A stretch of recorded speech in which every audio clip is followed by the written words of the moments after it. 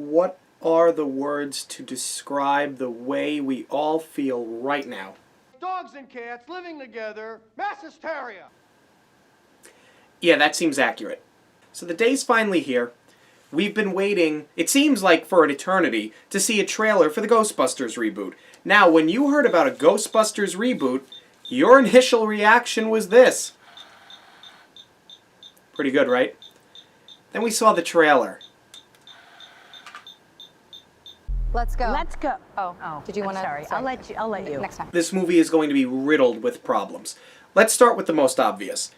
There's clearly a question as to whether this is a sequel or a reboot. The beginning of the trailer, it goes to say that 30 years ago, which is incorrect, by the way, it was 32 years ago. So for that statement to be right, this movie would have to take place in 2014. We're off to a bad start. 4 scientists from New York. It wasn't 4 scientists from New York. It was 3 scientists from New York and a gun for hire. Now, I love Winston Zeddemore. Ernie Hudson was a fantastic addition to that cast, and if I have any problems with the original movie, it's that we didn't see enough of Winston. This job is definitely not worth $11.5 a year. But the fact remains that it was 3 scientists and 1 guy that was hired to help him out when they couldn't carry the workload. We're ready to believe you. But I digress. And now here we are. This trailer, so far, has given me agita. Every problem I believed this film was going to have, you're seeing in the trailer. You have a cast of extremely talented women. I mean, these 4 actresses are talented, and they are very funny. As talented as they are, they tend to be typecast. Very silly characters, heavy on physical comedy. And I hope that this would not be the case in this movie, and unfortunately, it kind of looks like that's how it's going to be. That stuff went everywhere, by the way, in every crack. Very hard to wash off. Oh, a lady parts joke in the all-female Ghostbusters reboot. Why didn't I think of that? Because it's cliché. Tried to think of the most harmless thing. The other thing is that this movie just seems like it's awfully too convenient for its own good.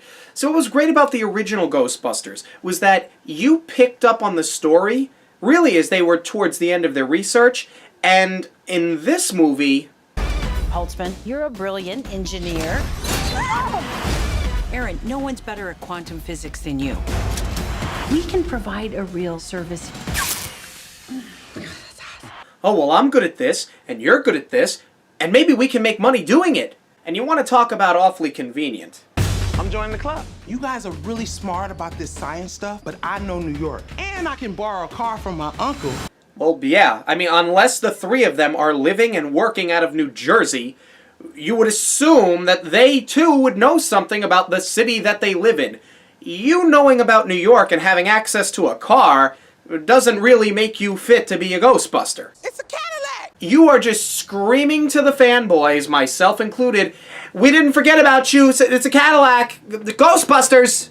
Well, there's something you don't see every day. The crime of this movie is that you focus so hard on trying to impress us that you got detached from what was great about Ghostbusters. It really did toe the line between being funny and being scary, and that's what made it appropriate for the whole family. Gozer, Zool, they were bothersome. They scared you as a kid. But this movie just looks silly. Man, you got a 400-foot Beetlejuice walking around. When I watch this trailer, I see every problem that I had with Ghostbusters 2. For its problems, it was not the worst movie in the world, and it was by far not the worst sequel of all time. I still enjoy Ghostbusters 2, but the fact of the matter is, they forced a lot of comedy. They got silly and slapsticky because they were catering to the kids, which I understand, and I was a kid when the movie came out, and I ate the cereal and played with the toys, and I watched the cartoons, so I understand what they were doing. But they did get detached from it being really more on the sci-fi end. They still had the scary parts when the bathtub tried to eat Dana and Oscar, when they were down in the subway tunnel and the corpses were there. There were parts of that movie that were still scary. I just don't see it in this trailer. Even in the original Ghostbusters, the Stay Puft Marshmallow Man, it's an absurd concept, but he was menacing. Piven Myers tweeted to me, any insight on the music/theme remix used? Best part of the trailer. I would agree. The piano, that was very cool. It was also very Jurassic World, but it was very cool. At Rich J. Z-Man, my sister is in it as an extra in the background. I mean, that's pretty cool. I mean, I guess if for nothing else, if you're a fan of the movie and you got picked to be an extra, you would at least have a takeaway. Nimble little minx, isn't she? In short, that's my reaction and that's my review of this trailer. It's disconnected, it's confused, it's going to be slapsticky, and it is a pathetic waste of the talent that Paul Feig had to work with. Mother puss bucket.